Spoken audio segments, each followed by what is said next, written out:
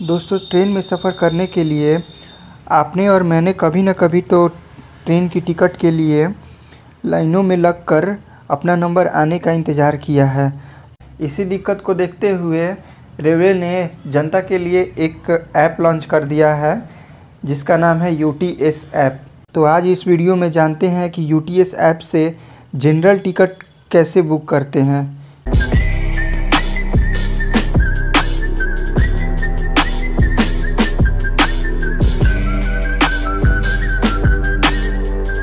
तो चलिए दोस्तों, देखते हैं कि यूटीएस ऐप से कैसे टिकट बुक करते हैं। तो सबसे पहले हम लोग डाउनलोड करेंगे प्ले स्टोर से जाके। ये प्ले स्टोर से जाके हम लोग सबसे पहले डाउनलोड करेंगे। यहाँ पे लिखेंगे सर्च बार में